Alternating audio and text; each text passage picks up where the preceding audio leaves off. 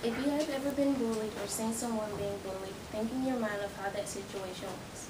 How did you feel? How did you react? Almost 30% of teens in the U.S. are involved in bullying as either a bully, a target of bullying, or both, says an article by the National Youth Violence Prevention Resource Center. When bullying continues for long lengths of time, it begins to affect the teen's self-esteem and feelings of self-worth, leading them to anxiety and depression.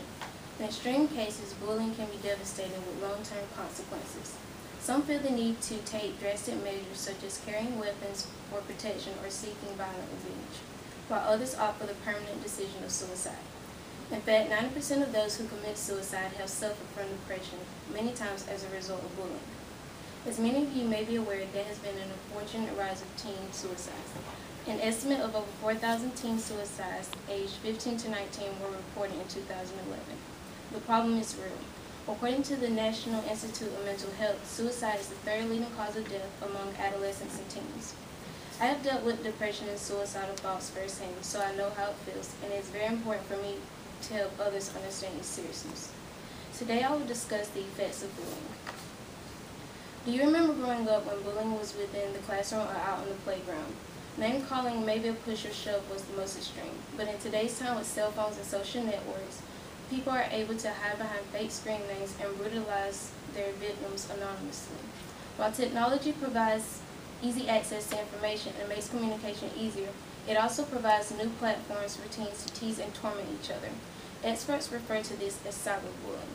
This new phenomenon involves using technology such as cell phones and the internet to bully or harass another person. Methods of cyberbullying include spreading rumors online or through text and posting hurtful or threatening messages on social networking sites. While both types of bullying are destructive, cyberbullying is far more damaging than the normal name-calling and physical attacks. With the entire world as a potential viewer, the victim of cyberbullying has less ability to escape their tormentor. Cyberbullying makes it easier on the bully.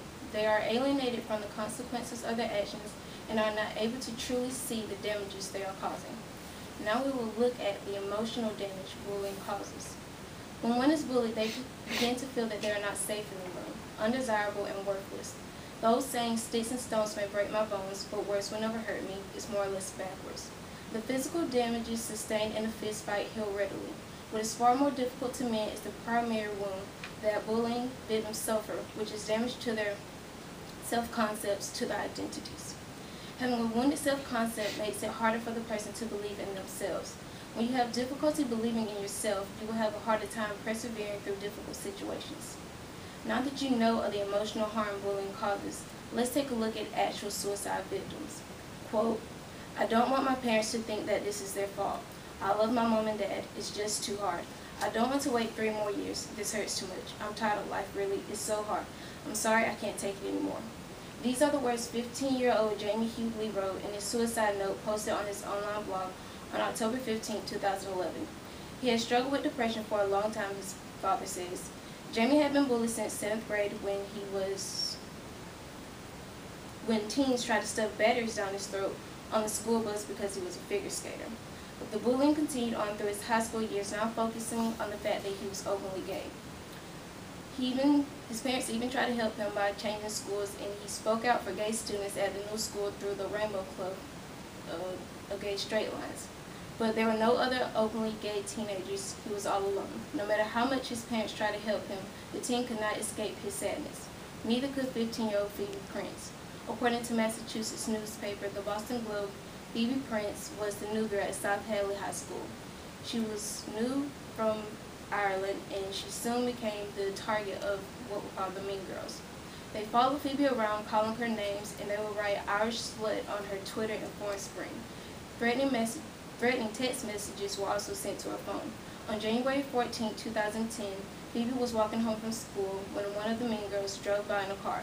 An insult and an energy drink can flew out the car towards Phoebe.